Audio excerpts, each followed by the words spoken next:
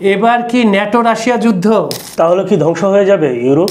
Baltic সাগর ঘিরে আসলে হচ্ছেটা কি? ন্যাটো রাশিয়া যুদ্ধের বাস্তবতা কি? সুপ্রিয় দর্শক, বিশ্ব সংযোগে আপনাদের স্বাগতম। আপনারা কেমন আছেন? নিশ্চয়ই ভালো, আমরাও ভালো আছি। আপনাদের সঙ্গে রয়েছি আজকে আমি কাজল হায়দার, আর আমার সঙ্গে আজকে স্টুডিওতে আছেন সিনিয়র সাংবাদিক বিশ্বজিৎ দত্ত ভৌমিক।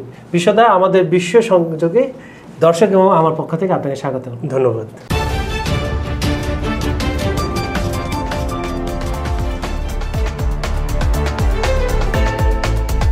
মূল অনুষ্ঠানে যাওয়ার আগে আমাদের প্রিয় দর্শকদের কিছু কমেন্ট আমরা পড়ে নিচ্ছি। আচ্ছা, মোহাম্মদ মুরসালিন লিখছেন, রাশিয়ার পুতিন কোটিতে একটাই হয়, আলহামদুলিল্লাহ। আর ন্যাটো জোট তোমাদের গিলে খাবে পুতিন কাকা। উনি পুতিনের ভক্ত মনে হচ্ছে, বোঝা যাচ্ছে। আচ্ছা, দীপদাস নামে আমাদের আরেক দর্শক লিখছেন, এ হচ্ছে সিংহের সাথে বিড়ালের যুদ্ধ। এটা হচ্ছে ট্রাম্প আমেরিকা চাইলে যুদ্ধ লাগাই দেয়, আর আমেরিকা না চাইলে ন্যাটো গুলো রাশিয়ার সাথে লাগতে চায়। ধন্যবাদ। আবদুল্লাহ হোসেন নামে একজন দর্শক লিখছেন, হ্যালো, আসসালামু আলাইকুম ভাই। পশ্চিমা দেশগুলো মাতব্বরি করতে করতে এখন চীন, রাশিয়া, উত্তর কোরিয়া, ইরান এদের সাথেও মাতব্বরি শুরু করেছে। এদের সাথে মাতব্বরি করলে ন্যাটোর অস্তিত্ব বিলীন হয়ে যাবে। ন্যাটো দৃশ্যপট সামনে এসে পড়েছে। এই যে ন্যাটোর উত্থান, ন্যাটো আপনার সামরিক শক্তি কি, তারা তো কয়েকটা দেশ মিলে যে সামরিক শক্তি, একদিকে যুক্তরাষ্ট্রের কথা আপনি গতকাল বলেছেন, আজকে আপনার জার্মানি, আপনার ভাষায় ব্রিটেন, তারপরে হচ্ছে ফ্রান্স, ইটালি, এদের সক্ষমতা নিয়ে আপনি একটু দর্শকদের বলেন। 1949 সনে নেটোর জন্ম 12টা দেশ নিয়ে। বর্তমানে নেটোর সদস্য রাষ্ট্র 32টি, সর্বশেষ সুইডেন। বৈশ্বিক যে জিডিপি, পৃথিবীর জিডিপির 45% নিয়ন্ত্রণ করে নেটোভুক্ত দেশগুলো। ঠিক আছে, সামরিক বাজেট $1.2 ট্রিলিয়ন। দেখেন কত ব্যাপ্তি। নেটোভুক্ত দেশগুলোর জনসংখ্যা কত? প্রায় 1 বিলিয়ন। তাহলে বুঝতেই পারছেন। এখন দেখেন যে সামরিক বাজেট আর প্রযুক্তি বিষয়টা তো এইখানেই সীমাবদ্ধ না। নেটো যে কাজটা করে, যুদ্ধ সব জায়গায় করে। আপনি আজকে নেটোর বিরুদ্ধে একটা ভিডিও করে দেখেন, কালকে আপনার চ্যানেল উধাও হয়ে যাবে। আজকে আপনি ইউরোপিয়ান ইউনিয়নকে নিয়ে একটা এগেনস্টে একটা পর্ব করে দেখেন, আপনার চ্যানেল কালকে গায়েব হয়ে যাবে। আমেরিকাকে নিয়ে করেন, গায়েব হয়ে যাবে। হ্যাঁ, ইসরায়েলকে নিয়ে করেন, গায়েব হয়ে যাবে। জাস্ট গায়েব হয়ে যাবে। কারণ হচ্ছে যে ইউটিউব বা ফেসবুক বা সোশ্যাল মিডিয়া হচ্ছে নিয়ন্ত্রণ করে, যে এইগুলা পশ্চিমারা নিয়ন্ত্রণ করে। তাদের স্বার্থবিরোধী যদি আপনি কোনো করেন, তাহলে সেইটা তো গায়েব হবেই। আসলে নেটোর মোটামুটি গত পরশুদিনের ঘটনায় নেটোর মাথা নষ্ট। এস্তোনিয়ার আকাশে টানা 12 মিনিট MiG-31-এর 3টা ফাইটার প্লেন টহল দিয়েছে, ঘুরে আসছে আর কি। এরপরে হচ্ছে নেটো টের পেয়েছে। নেটো টের ব্যবহার করে কী করলো? এস্তোনিয়ার আকাশে রাফাল পাঠালো ফ্রান্স, ব্রিটেন পাঠালো তাদের বিমান, জার্মানি পাঠালো তাদের বিমান। একদম সীমান্ত ঘেঁষে সামরিক মহড়া, গ্রামের পর গ্রামে মানে কি একটা হচ্ছিল। ইউক্রেনের যুদ্ধ যতটুকু দেখলাম, তার চেয়ে বেশি মনে হয় যে ওদের বাল্টিক মহড়া হয়ে গেল আর কি। এখন বিষয়টা কি আসলে দেখেন, রাশিয়া আসলে, আমরা একটা পর্বে বলেছিলাম রাশিয়া আসলে কী চায়। রাশিয়া সক্ষমতা যাচাই করতে চায়। কালকে আমরা একটা পর্বে বলছিলাম যে যুক্তরাষ্ট্রকে হারানোর ক্ষমতা নাই, হ্যাঁ, সামরিক দিক থেকে, কিন্তু রাজনৈতিক দিক থেকে তো হারানোর ক্ষমতা আছে। নেটোর যে সামরিক ব্যয়, তার 70% বহন করে যুক্তরাষ্ট্র। গতকাল যেটা আমরা বলেছিলাম যে সবচেয়ে বড়। এখন দেখেন নেটোতে কি আছে। নেটোতে যেসব মিসাইল আছে, এগুলো সব শর্ট রেঞ্জ, 100 কিলোমিটারের মিসাইল, স্বল্প মেয়াদে, যেটাকে আমরা বলে থাকি, মানে 100, 150, 200, 250 কিলোমিটার রেঞ্জের মিসাইল। হ্যাঁ, তো এইগুলো হচ্ছে নেটোর কোনো ব্যালিস্টিক মিসাইল। এখন নেটো চিন্তা করতেছে যে তারা কি করবে। তারা হচ্ছে রাশিয়া এবং চীনের মধ্যে ব্যালিস্টিক, না, তারা হচ্ছে যেটা হচ্ছে ব্যালিস্টিক মিসাইল তৈরি করবে। ব্যালিস্টিক মিসাইল যে তারা তৈরি করবে, এখন নেটোর বাস্তবতাটা কি? এই জায়গায় বললাম যে নেটোর বাস্তবতা কি। রাশিয়া তো তৈরি করে বসে আছে। ইস্কান্দার, কিনজাল, এগুলো তো ইউরোপের পিন্ডি কাঁপায় দিছে। যা ইউক্রেনে যে খেলা দেখিয়েছে রাশিয়ার শর্ট রেঞ্জের মিসাইলগুলো, তো এখন হচ্ছে কি নেটো এই যে মিসাইল তৈরি করবো, নেটোর যে সামরিক অস্ত্রের যোগানদাতা, নেটোভুক্ত দেশগুলোর 31টা হচ্ছে এই সামরিক অস্ত্রের যোগানদাতার 20% হচ্ছে 10% যোগান দেয় হচ্ছে 31 দেশ, আর 90% যোগান দেয় এক দেশ, মার্কিন যুক্তরাষ্ট্র নাকি মার্কিন যুক্তরাষ্ট্র। নেটোর যে সোলজার, সেই সোলজারের সংখ্যা কত? সেই সোলজারের সংখ্যা হচ্ছে 3.5 মিলিয়ন সেনা সংখ্যা, মানে বাংলা যদি বলেন 35 লাখ। ঠিক আছে। তো এখন দেখেন তাহলে কি চীন রাশিয়া তুলনায় এটা কিন্তু বড়, কিন্তু যদি চীন আর রাশিয়া যদি একসাথে হয় তখন কোনটা বড় হবে? আমরা কালকে বলছিলাম যে যুক্তরাষ্ট্র পৃথিবীর যে কোনো জায়গায় যে কোনো তল্লাটে হামলা চালাইতে পারে 24 ঘন্টার মধ্যে, হ্যাঁ, এবং যে কোনো জায়গায় আমেরিকা 40,000 সৈন্য 24 ঘন্টার মধ্যে পাঠাইতে পারে, ডিপ্লয় করতে পারে। সেই সক্ষমতা যুক্তরাষ্ট্রের আছে। সবচেয়ে বড় কথা এটাও বলছিলাম যে যুক্তরাষ্ট্রের হচ্ছে প্রতি 100 জন মানুষের কাছে অস্ত্র আছে 122টা, 121.5। এখন দেখেন তার মানে কি প্রত্যেকেই যদি অস্ত্র পরিচালনায় দক্ষ হয় তাহলে তো প্রত্যেকটা বাড়ি একটা করে পুলিশ স্টেশন, রিজার্ভ সৈন্য। তাহলে দেখেন বেসামরিক রিজার্ভ হয়ে গেল কিন্তু এটা যুক্তরাষ্ট্রের জন্য। যখন যুদ্ধ লাগবে তখন এই কয়েকবারই মিলে একটা করে ইউনিট হয়ে যাবে কিন্তু, আর প্রত্যেকটা এরিয়া হয়ে যাবে একটা ক্যান্টনমেন্ট। এটা হচ্ছে যুক্তরাষ্ট্রের বাস্তবতা, কিন্তু ইউরোপের বাস্তবতা তো আর এটা না। এখন দেখেন তাহলে এই অস্ত্র তৈরি করবে ইউরোপে কি কোম্পানি আছে যে এই অস্ত্র তৈরি করবে? এই অস্ত্রের জন্য তাহলে কার উপরে ডিপেন্ড করতে হবে? যুক্তরাষ্ট্রের উপরে। সেই লকহিড মার্টিন, সেই বোয়িং, সেই রাইথিয়ন, সেই জেনারেল ডাইনামিক্স, বা বলেন যে নর্থ্রুপ গার্মেন্ট, বা দেখা যাবে United technologies corporation, L3 communications, এইগুলোর উপর ডিপেন্ড, BAF সিস্টেমস, তারপরে হচ্ছে হিউমানা, এইসব কোম্পানির উপর ডিপেন্ড করতে হবে। এরা তো হচ্ছে যে যুক্তরাষ্ট্রের যে প্রতিরক্ষা দপ্তরের অধীনে এরা হচ্ছে ভেন্ডার, এবং লকহিড মার্টিন হচ্ছে এর মধ্যে সবচেয়ে বেশি পরিমাণ আপনার স্টিল ফাইটার থেকে শুরু করে এইসব জিনিস তৈরি করে। তো যেটা হচ্ছে কি তাহলে দেখেন আলটিমেটলি লাভ কার? আলটিমেটলি লাভ হচ্ছে যুক্তরাষ্ট্রের। বাস্তবতা কি?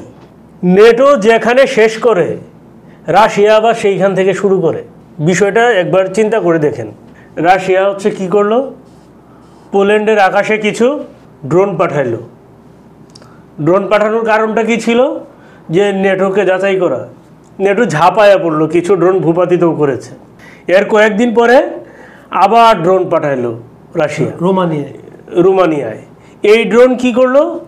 35 মিনিট উঠলো, মানে এইটা আরেক প্রজাতির ড্রোন উড়ে এসে, এটা 35 মিনিট পর্যন্ত উড়ে এসে কি হলো? রাশিয়া সেফলি চলে আসলো। তার মানেটা কি দাঁড়াইলো? আগের যে ড্রোন সেটা হচ্ছে নেটোর যে আপনার কি বলে এটা প্রতিরক্ষা ব্যবস্থা, ওখানে ধরা পড়েছে, আর পরে যেটা পাঠাইছে এটা কিন্তু ধরা পড়ে নাই। এখন দেখেন যে এস্তোনিয়ার আকাশে MiG-31 ধরা পড়লো কখন? আকাশে 12 মিনিট ওড়ার পরে। 12 মিনিটে তো অনেক কিছু সম্ভব। 12 মিনিটে তো অনেক কিছু করা সম্ভব, এক্স্যাক্টলি অনেক কিছু করা সম্ভব। তাহলে এখন দর্শক আপনাদের কাছে প্রশ্ন হচ্ছে, হ্যাঁ, তাহলে আমরা এই যে একটু আগে বললাম যে নেটো যেখানে শেষ করে রাশিয়া সেইখান থেকে শুরু করে, এই বাস্তবতাটা কি ঠিক? এটা আপনারা মিলিয়ে নেন। আচ্ছা, একটা আকাশ শক্তি আমি জানতে চাই, নেটোর আকাশে কি কি আছে? আচ্ছা, আকাশ শক্তিতে ধরেন 20,000-এর বেশি যুদ্ধ বিমান, ফাইটার প্লেন আছে। কি? F-16, F-35, ইউরোফাইটার, রাফাল, হ্যাঁ, তারপরে আছে ব্রিটেনের কিছু আছে, থান্ডার আছে। F-16, F-35 এটা তো হচ্ছে যুক্তরাষ্ট্রের, নেটোর যেতে না। যুক্তরাষ্ট্র তো নেটোর কাছে বিক্রি করেছে না, জার্মানির কাছে বিক্রি করেছে, ফ্রান্সের কাছে বিক্রি করেছে, আরো বেলজিয়ামের কাছে বিক্রি করেছে, বিভিন্ন দেশের কাছে তো বিক্রি করেছে। আচ্ছা, ড্রোনের কি অবস্থা? তাদের ড্রোন আছে, হ্যাঁ, আধুনিক ড্রোন তো আছেই। যুক্তরাষ্ট্রের রিপার টিপার এগুলো তো সব পাচ্ছেই, তার সাথে পাচ্ছে কি এয়ার রিফুয়েলিং সিস্টেম, মানে আকাশে থাকা অবস্থায় রিফুয়েল করা, হ্যাঁ, স্টেলথ টেকনোলজি, যেগুলো যে বোয়িং, লকহিড মার্টিন বা রাইথিয়ন এরা যেগুলো সাপ্লাই দেয় বোম্বার এখন, হ্যাঁ, যেমন হচ্ছে এর মধ্যে আছে যে B-21 এইগুলো, হ্যাঁ। তো এখন দেখেন স্থল শক্তি, একটু বলেন। স্থল শক্তিতে ট্যাঙ্ক আছে 10,000-এর উপরে, তারপরে আছে লাখ লাখ সাজুয়াজান। স্বাভাবিক 31টা দেশ, যদি 1000 করেও সাজুয়াজান থাকে তাহলে 31,000। ইউরোপের দেশ তো আপনার কটা? ইউরোপের 30টা দেশ, আর 2টা হচ্ছে উত্তর আমেরিকা, মানে হচ্ছে কানাডা এবং আমেরিকা। আমেরিকা তাহলে কি দাঁড়ায়? আছে উন্নত আর্টিলারি ব্যবস্থা, আছে রকেট সিস্টেম, অ্যান্টি ট্যাঙ্কার অস্ত্র, কিন্তু দেখেন রাশিয়ারও কি নাই? রাশিয়ারও তো প্রচুর আছে। প্রচুর আছে, এটা নিয়ে আমরা বলেছি। এই অস্ত্রই তো হচ্ছে, এই যে নেটোর যে অস্ত্র, এই অস্ত্র তো নেটো ইউক্রেনেও পাঠিয়েছে, এটা তো আমরা নিজেরাই দেখেছি বিভিন্ন সময়ে, কিন্তু আলটিমেট রেজাল্ট কি হয়েছে? সংখ্যায় কম, কিন্তু এই অস্ত্রই তো পাঠিয়েছে। এই অস্ত্রই পাঠিয়েছে, কিন্তু দেখা গেছে কি সব অস্ত্রই কিন্তু ইউক্রেনে কপুকাত হয়েছে। আর নেটোভুক্ত অন্যান্য দেশগুলোর এয়ারক্রাফট ক্যারিয়ার আছে 10টা, তাহলে কয়টা হলো? 21টা। রাশিয়ার তো একটাও নাই। না, এদিকে রাশিয়ার নাই। এখন মজার বিষয়, যুদ্ধ জাহাজ কয়টা? 800 প্লাস। এটাকে আমি ভুল শুনছি না ভুল দেখছি? 800 প্লাস যুদ্ধ। মাই গড। ও যে একই ব্যাপার, 32টা দেশ। হ্যাঁ, এখন দেখেন প্রচুর সাবমেরিন আছে। হ্যাঁ, বেশিরভাগই হচ্ছে পারমাণবিক শক্তিচালিত। যে পারমাণবিক অস্ত্রের মজুদ আছে 5000-এর বেশি। কয়টা দেশের মধ্যে এটা? কোনটা? এটা হচ্ছে আপনার যুক্তরাষ্ট্র, ফ্রান্স ও না, এখানে তো আপনার 1770টা পারমাণবিক অস্ত্র তো যুক্তরাষ্ট্রেই তার বিভিন্ন ঘাঁটিতে ডিপ্লয় করে রেখেছে।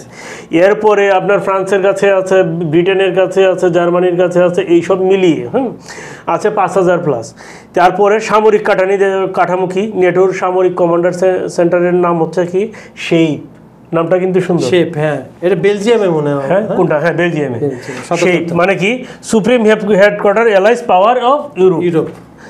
ঠিক আছে, যৌথ কমান্ডিং সিস্টেমে কাজ করে আর্টিকেল 5 অনুযায়ী। হ্যাঁ, ওই যে one for all, all for one. এখন দেখেন বিশেষ ক্ষমতা হচ্ছে ইলেকট্রিক এবং সাইবার ওয়ারফেয়ার, যেটা বলেছিলাম।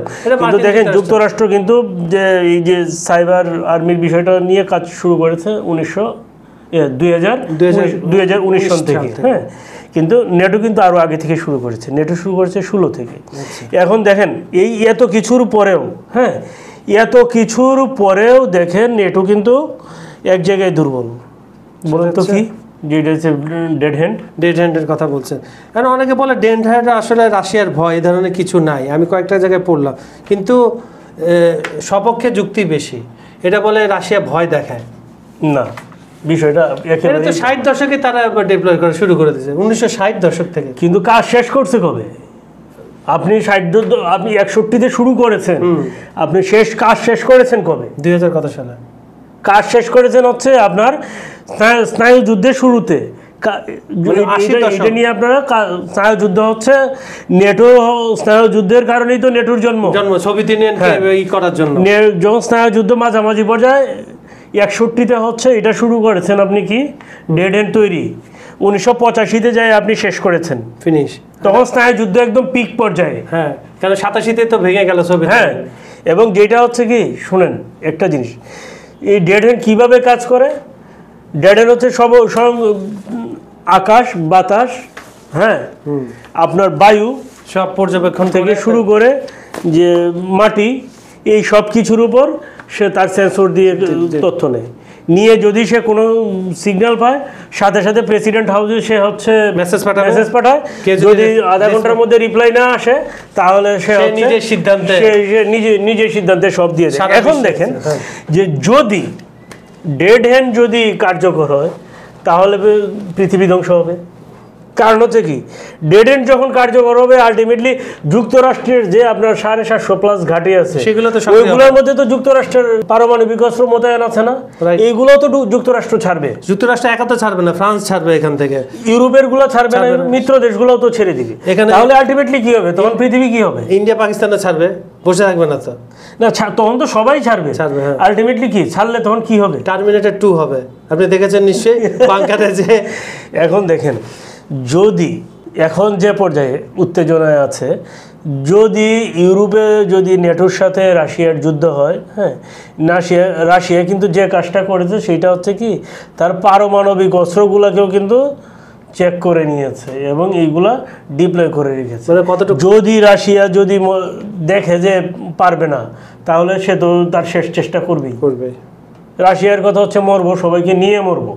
আচ্ছা, আমার একটা, তাহলে কি, তাহলে হচ্ছে কি, যে ধরেন একটা ব্যালিস্টিক মিসাইলের মধ্যে যদি 3টা ওয়ারহেড নিয়ে বা 4টা ওয়ারহেড নিয়ে মারে রাশিয়া, তাহলে কি হবে?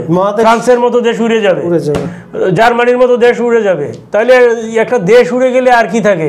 আপনার পারমাণবিক অস্ত্র যদি আকাশে হয়, আপনি যদি ধ্বংস করেন, তাহলে সেটা তো আরও ক্ষতিকর।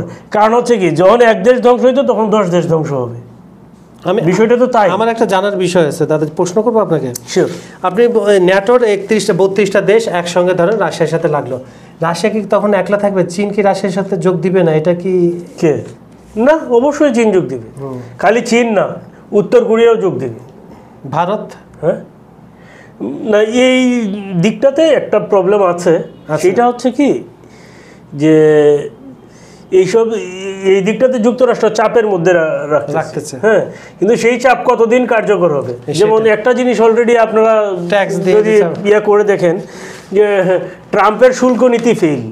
আমরা তো এখন, আপনি বললেন অর্থনৈতিক অবস্থা, তেলের দাম, এটা সবচেয়ে ভয়াবহ একটা দিক হচ্ছে জলবায়ু পরিবেশ সংকট, যেটা মানুষের অস্তিত্বতে টান পড়বে। এটার কি অবস্থা? ইউরোপের তাপমাত্রা তো আশঙ্কাজনক হারে বেড়েছে গত 5 বছরে, এবং বরফ গলতেছে এই কারণে আটলান্টিকে। হ্যাঁ, না, আটলান্টিকের বরফ খালি যে বরফ গলতেছে তা না তো, আপনার উত্তর মহাসাগর যেটা আর্কটিক সাগর, সেটার তো বাল্টিক সাগরের বরফ গলতেছে, আর্কটিকে উত্তর মেরুর বরফ গলতেছে, সবই তো গলতেছে।